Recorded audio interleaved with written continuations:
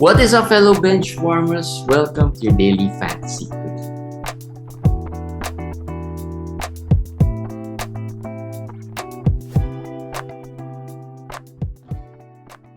What's up, guys? Welcome to another quickie. We are sorry we missed out on yesterday's quickie, but because we had some schedule issues. But anyway, we're here. We're back. We'll talk about some of the players that you've been wanting to ask us about, whether to drop them, hold them, or whatever. We are with Komish. Komish, Yeah, how are you? fine. Yesterday, Jeremy's Viber is on stealth mode because I think he's doing some things. It's having some technical issues, so we couldn't I don't really believe match that. our schedule. I don't believe that. I think Jeremy is really hiding something from from us. Hiding from Komish. Today we'll talk about some rookies and some worry players. Not much on the feel good because they've been playing well. I'm sure you don't have any questions about them. It's also too early to. I think it's a little too early to sell high, buy low, or whatever. But you can try. But we'll focus more on the rookies because the rookies have been balling. At least a lot of them have been playing really well. And this is usually a common theme with rookies, right? First week, lots of them will be really good, just because no teams have figured them out yet. But one player that's been the talk of the fantasy world is Benedict Mathurin. Um, Looks like he has been matchup proof for the past 3 games so far. Yeah, for 3 games, he has played really well. Is he the best rookie so far, So far, fantasy wise? Would you rather have him or Banquero? Just looking at the stats. Just looking at the stats, I would still go with Banquero. I think overall Banquero has done more with the other stats. We did say Maturin was all points, but that's not been the case. He's been able to help in rebounds a little bit and some assists. But still, the steals and blocks, there's not much for Maturin compared to Banquero. Banquero has more of those. So it's still Banquero over Maturin. But I would say Maturin over Ivy. So far, Maturin over Jabari. So far, right? I think if we're gonna rank them, it's Banquero then Maturin, right? For now, based on stats. Yeah, for now, it's still early. This is just we haven't even finished the first week, right? But still early. Now the question, I guess, for Maturin is that does this hold, or is he a sell high type of player? I've seen him. Well, we have a FBW trade actually with involving Maturin. Which is surprising. He was already being traded. So I think a lot of people are thinking of selling him already. But for me, depends on who you could get. In our FBW trade, it was a package deal, but basically it's Tyler Hero coming back. So I would rather have Maturin there than Tyler Hero. Because for one thing, they're almost similar players. They're really points dependent. And then Maturin has a bigger upside because Buddy Hield could be traded. And Miles Turner. So I think Maturin has a better path 2 minutes for the rest of the season. The trade is not even a sell high type of trade. Yeah, it is not actually. but I think people who own Maturin, since they just pick him up from the waivers, they see him as maybe this is just a fluke. Yeah.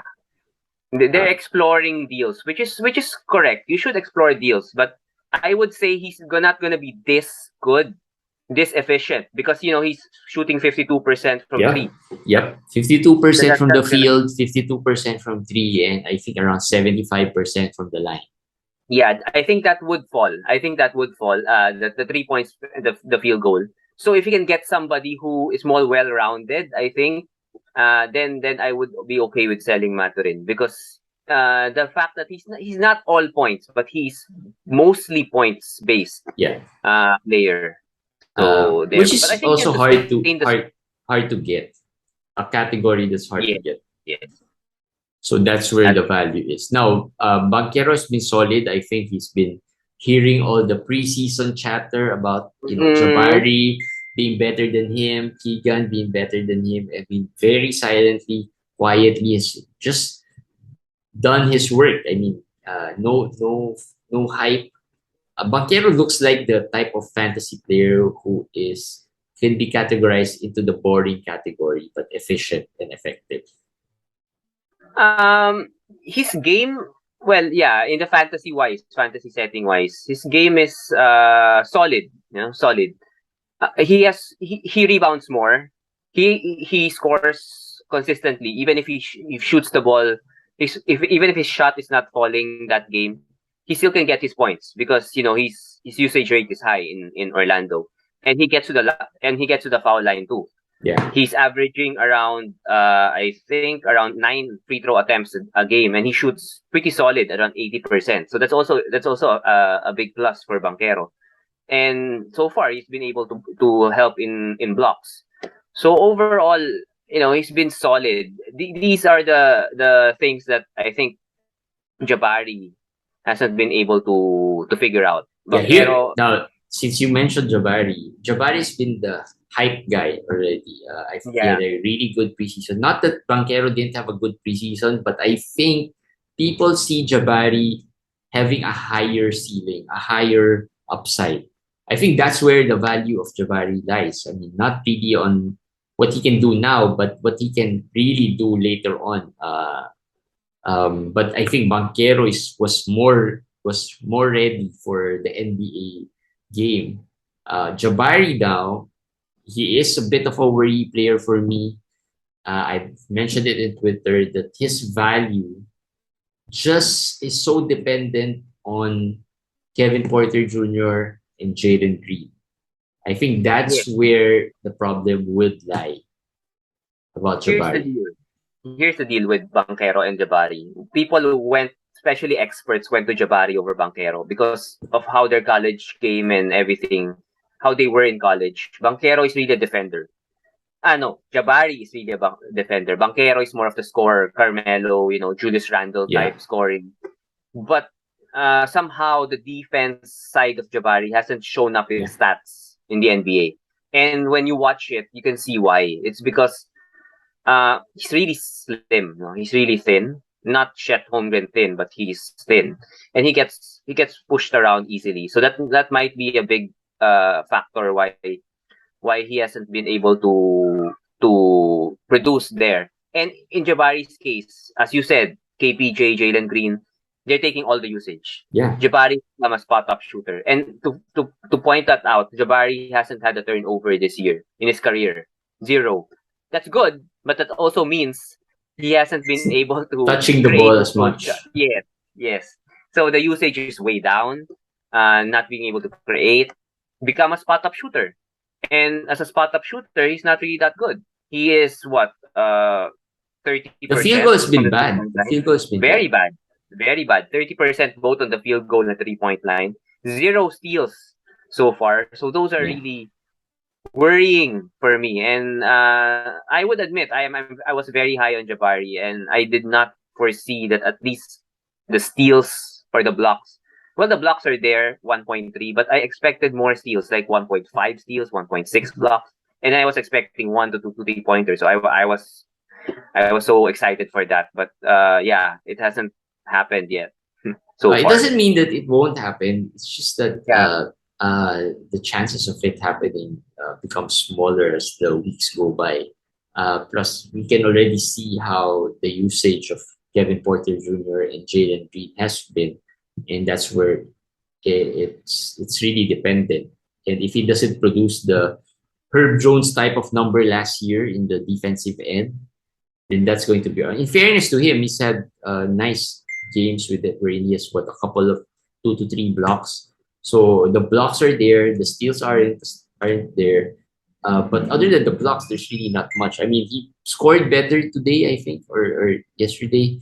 Um, today yesterday he had a double double yesterday, and that's one thing I hope will continue. The rebounds. He had one rebound prior to yesterday. That was That was really crazy. I mean, he And played 34 minutes in he what you're doesn't, talking. he doesn't seem like a per minute type of producer as well. Um, Unlike So other far, rookies, like yeah, so far, I mean, rookies like Jalen Duren has been a strong per minute type of performer. What Duren has been playing, what, 20 minutes, 21 minutes, 22 minutes, and as you mhm. know, close to almost a double double in his average, right? So um, the per minute upside is better than Jabari. Although of But course we know that the minutes probably won't change. Jabari will probably still get 30 minutes. Duran probably still get 20 minutes. one thing about Jabari, he in the summer league he started really poorly.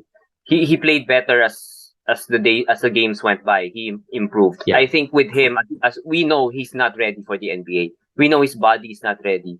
So it will take time, but I believe at a certain point that he'll pick it up. He'll pick it up, and to a point where for that stretch, he might challenge for the top fantasy rookie for that stretch. From that stretch onwards, we don't know how long that would take though. So that is something you have to figure out if you want to buy low on him maybe, or if you want to I, sell him. I've already said it in our Twitter page that Jabari probably end up as the fourth or fifth best rookie this year, fantasy wise. Um, I feel Maturin is sustainable. The peripheral stats may come and go, but the scoring would always be there. Banquero, I think, is sustainable. We can talk about Ivy later on. I think Ivy is probably sustainable as well because he's been playing starting point guard or shooting guard beside Cade. And in fact, he's affecting Cade's game as we transition to Ivy. So I think that's where the top three guys are, and maybe Keegan gets into the top three. We'll talk about him in a bit. But I think Jabari at best would be top four fantasy rookie. I just don't see, unless an injury pops up, it happens in Houston. I don't see him getting into the top three. top three. I think Paolo and Keegan are already set in the top three. So you just have one spot left. Yeah, And yes, I would take the rest of the field. If you're gonna ask me, top three, would Jabari enter the top three or the rest of the field, which is Ivy, Maturin, and the other guys? I would choose the other guys. But yeah, there's still a chance. There's still a chance that Jabari gets it. I think he's gonna be close. He's gonna be close to the top three, yeah. in my opinion. So I mentioned Jaden Ivy. He's been solid. The turnovers has been so far controlled. That's one good thing, and the field goal is not as bad. Um, and he contributes pretty much across the board, right? So Ivy, and he's eating up on Cade. I He think that's why is. Cade is not playing well. At least the stats aren't as good because Ivy has been really playing well. Ivy's been efficient. He's been He shooting is. 50% from the field, 45 from three. The free throws are 72%, but small sample size only. So that should go higher. The turnovers are 3.7, but I think we should expect that because he's being aggressive. He's being aggressive, which is, as we said, Cade. What's the problem? I read an article about Cade from the Athletic, and because he had a poor preseason, he said that, and they were saying, "Don't worry, it's by design because Cade just wants to let Jaden, get into the NBA groove, let him go do everything, and then when regular season comes, he will take over. He will be more, more aggressive." But that doesn't hasn't happened. I don't know if that will happen because the personality of Cade and Ivy are totally different. Ivy's gonna go get it. Cade is like, you know, He's gonna, content to let the yeah, game come to him, yeah. right? Something like that. And if you have a teammate like Ivy is just gonna take the ball into his own hands. It's just 3 games into their partnership though, so it will take time also. But I believe Ivy's is sustainable. The at least the counting stats are sustainable, including the turnovers. The field goal should go down, the free throw should go down, and he should fall a little bit because of the efficiency issues, which I think will not really will not be will still be there. It's not gonna go away overnight when he plays like this, Yeah. the way he plays. So Ivy sustainable. Maturin maybe not as sustainable, but the fall off might not be as bad, or It's bad. Yeah. not it won't be last round type of fall off, like it won't end up you dropping Maturin. In fact, he has jumped over Chris Duarte, who's been dropped pretty much in a lot of Yeah. leagues. Should be good. Um, Yeah. Should be good. Keegan just had his first game today. He looks solid, but I think the sample size is not yet good. But the good thing is he had 32 minutes. So I think he's going to be solid. I think for me, honestly, he's my bet for Rookie of the Year. I'm just not sure. Well, all of these rookies are in bad teams, so I don't think winning counts already. But Keegan, my bet for Rookie of the Year, actually. If we talk about Rookie of the Year, we don't talk about fantasy efficiencies and everything. Maybe the other players who have uh, more usage can get it, but I agree with you. Overall, Keegan's just so smooth. His game is just so efficient. I mean, he doesn't waste any moves, and he shoots very well, and he defends very well. We described him as a cross between Banquero and Jabari, and he's showing it. I'm very confident Keegan will be top three, and he should have been picked ahead of Jabari Smith. I think uh, right now. They were If he fantasy wise, right? Fantasy wise, he should have been picked up ahead. ahead. Yes, Yeah, we're talking fantasy. We're not talking about in real NBA draft settings. In yeah, the fantasy, he should have been picked higher. yeah. Yeah, but they were close. They were close. I think, like we said, Jabari was hype. Even we were caught up in the hype of Jabari, that we tend to forget about Keegan. But Keegan has been consistent throughout, so I think that's. But the sample size is still small, just one game. The guy I want to talk about next is Jalen Duren. He was hyped after the first game. Now, is it going to be sustainable? Like I said, it's been hovering around the 20-minute mark, 20, 21 minutes. But solid numbers in those Um, 20 minutes. I don't see it as sustainable. Let At least there would be a lot of games where he would not produce. Today he only had 3 rebounds, 2 blocks, 6 points. That's it. I think this kind of stat line from him would be more common So, as we go along. Because it's like this. The last game he did have 8, 10, and 1. yeah. But that game was a blowout. That that was a blowout. Even before when it wasn't garbage time yet, he didn't have he only had I think 4 points, 2 rebounds, something like that. And then it became garbage time, and then he racked up the stats. So Jalen, Dwayne Casey's not gonna play him 30 minutes, not gonna play him 32, not gonna unleash him. So yeah, I don't think the first game stats double double 14 and 10. I don't think you can expect that this year Mm. from Duren. But Except we've until the tanking time. Or when the time. we've gotten questions about Duren and Walker Kessler. So Kessler is another guy that was Bronx has been solid. That's pretty Yes. much it. But the minutes are pretty close to Jalen Duren, and the usage probably almost the same. Other than the time that Olinik and Vanderbilt were in foul trouble, they're pretty much in the same minutes. So who would you rather have though, Duren or Kessler? I think it was one of the questions in I'm not sure if our Facebook Yeah. page or our Facebook I chat. think in our live someone asked that also, and I did say in fantasy for this year only, I would probably prefer Kessler.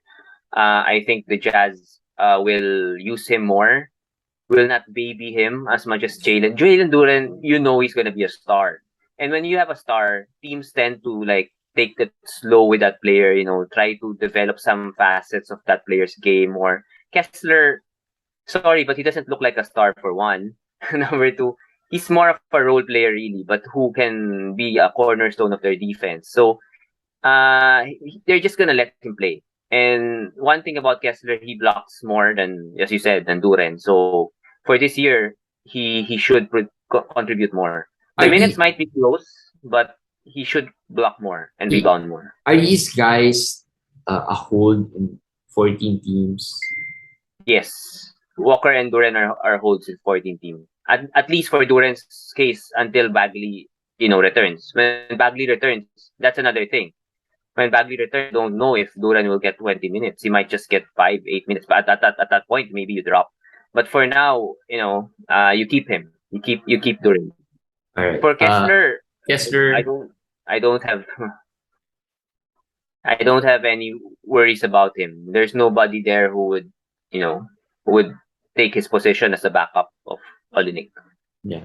And lastly, among the rookies who played, Tari Eason, who was many of us were high on him as well. But we kind of expected this to be the Yes. slow burn type of Yes. season. In fact, Yes. today, or was it yesterday? Eric Gordon did not play. Today. Yet he still came off the bench, pretty much had the same amount of minutes, right? Yes. So is he still a hold? I've seen him being dropped in a lot of leagues already. Now the question is, do you still hold on to him? What should we expect? Well, it's like this. It really also depends on your roster. If he's the worst player on your roster, you don't have a streaming spot, I think it's okay to drop him because you have to wait a long time to really get the Eason experience. That's a good one. Eason experience. Today he played 18 minutes without Gordon and Tate. That says something, right? Yeah. Houston is known for this.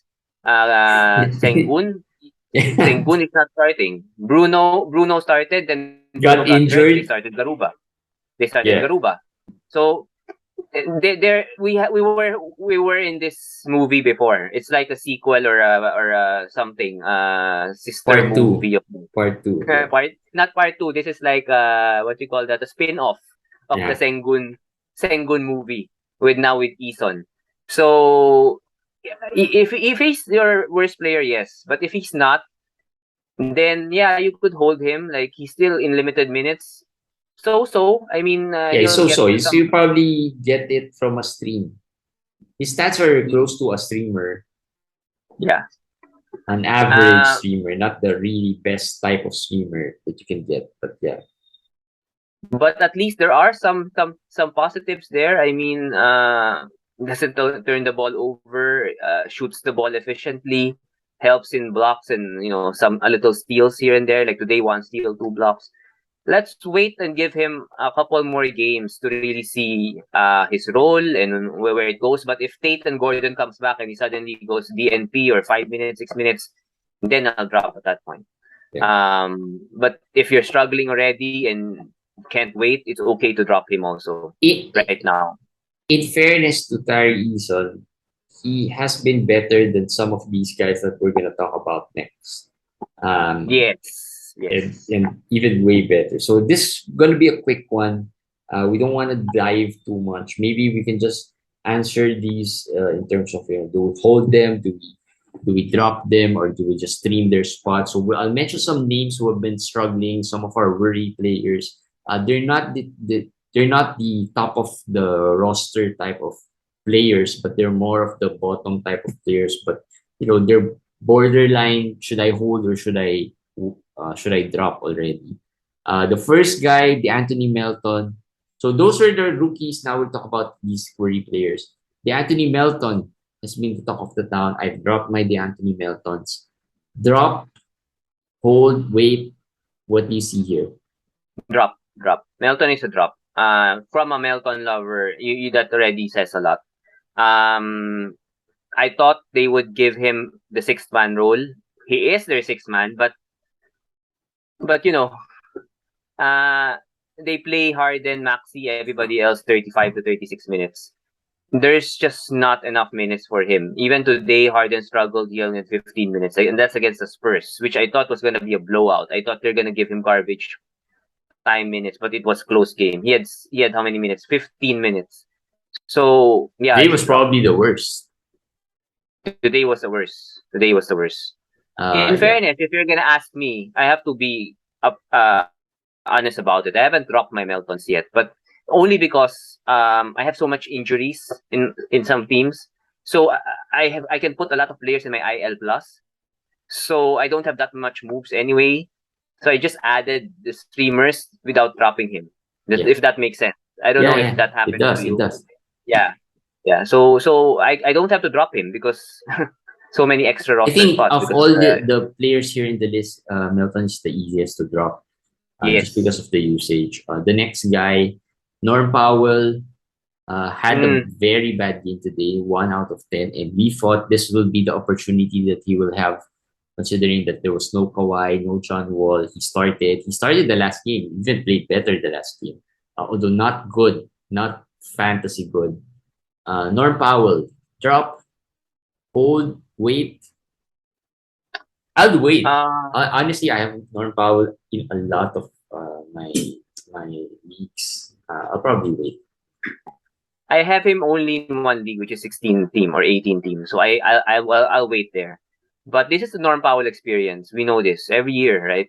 He struggles for a certain period of time, then he blows out. So if you can wait, I'll wait. I I'll think wait for the reason that most likely Kawhi is gonna miss lots of back-to-backs early yeah, season. So he's not this bad. He's not this bad. it's not Norm yet the Powell is one not out this of bad. 10. It's not gonna be that bad.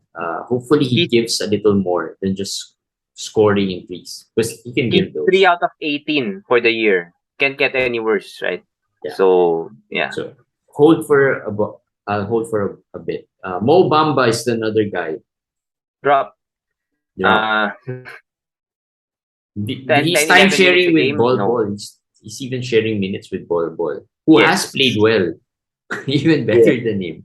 So I think Yes. That's true. easy drop here. We're talking about 14 teams, right? If Yeah. you're talking about 16, I've seen him being dropped at 16.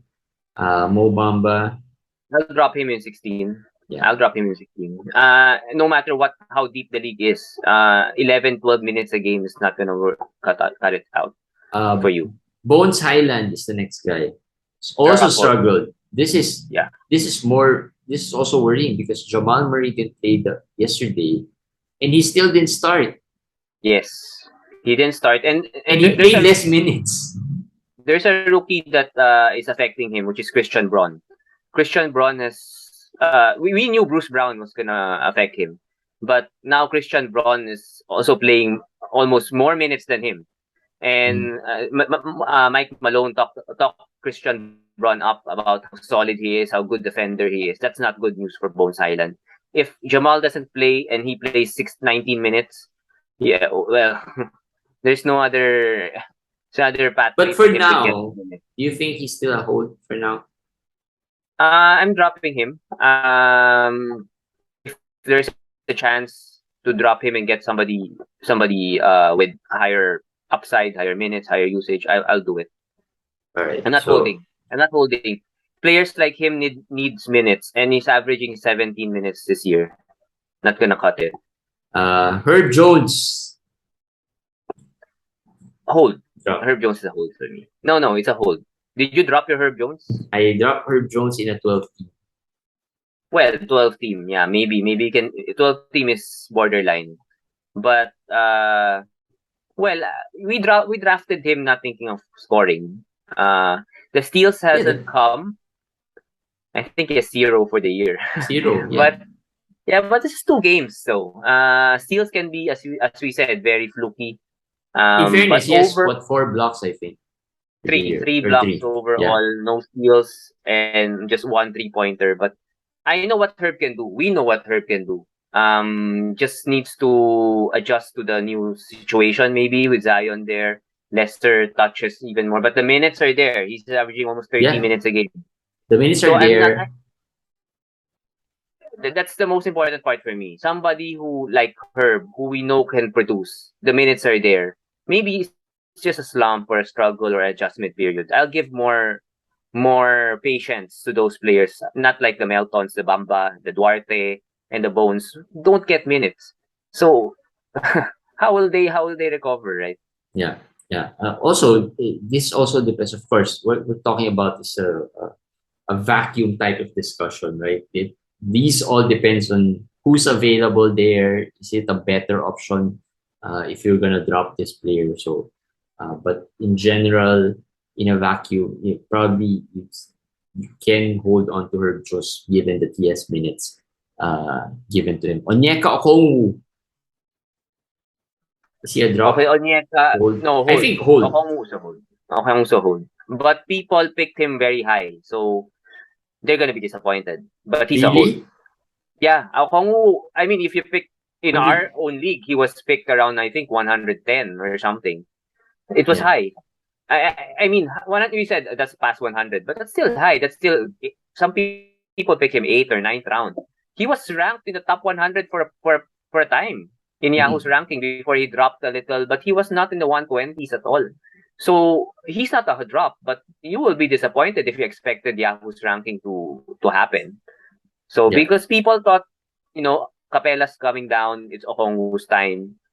Well, it's not like that. And he's Well, not gonna get power forward minutes. Capella's game has been trending down this Mm-hmm. year, and but yeah, they're time sharing the center position, but the upside is there, and we know Capella could go down injury wise. um, it's a matter of when usually. So yeah, I also think he's a hold. Cam Johnson also struggling so far. We thought that without Jay Crowder, he'll be the guy there. But well, Phoenix actually before that, comeback game, I think they've struggled a bit. The problem with Cam is he's not stayed healthy. He has a hip issue now. The first game he had a cramp issue, and then in the preseason he also got hurt. Remember, I don't know, was it the foot or the ankle? So Yeah. he hasn't been healthy. He's a hold because of that. Can put him in IL plus. He's in game time decision almost every game. I'm holding hope. There's no competition. I mean, Damian Lee getting minutes, but overall not strong competition. So it should still be him starting at power forward. Hopefully he turns it around. Alex Caruso. Drop. Alex Caruso. Really? Yeah. I was just He's about a to say drop.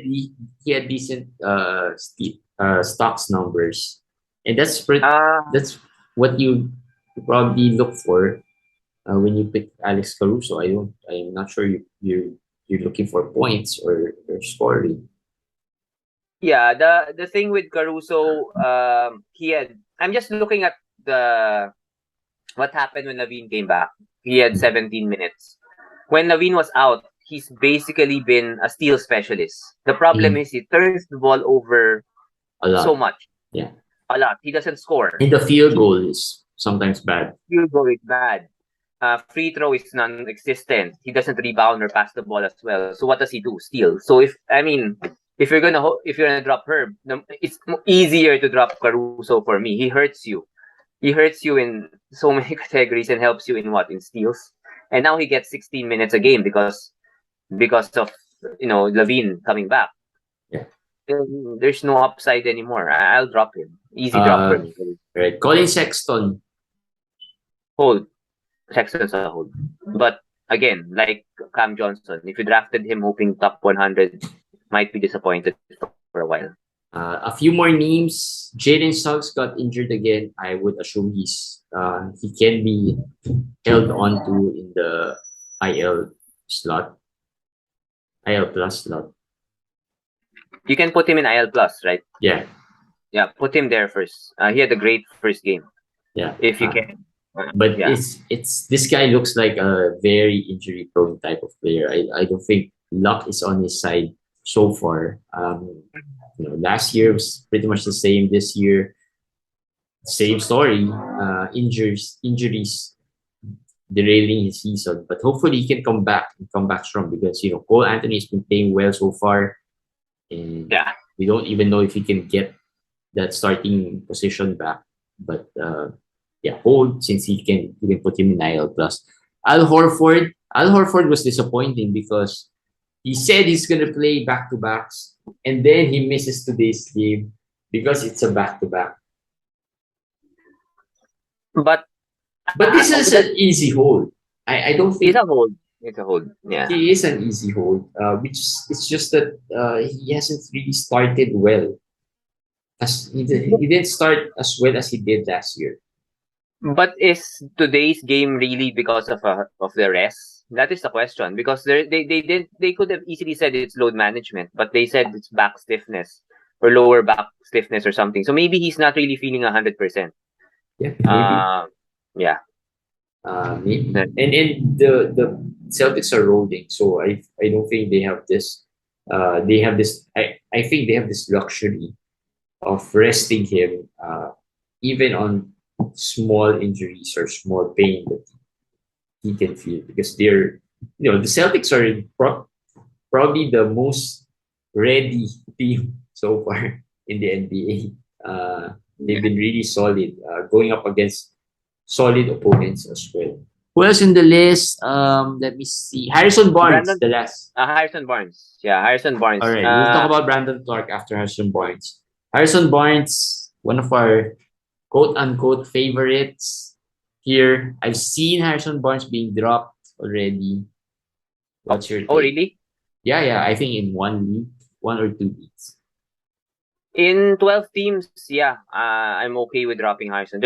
As I said, if you drop him, you not really feel sorry or anything.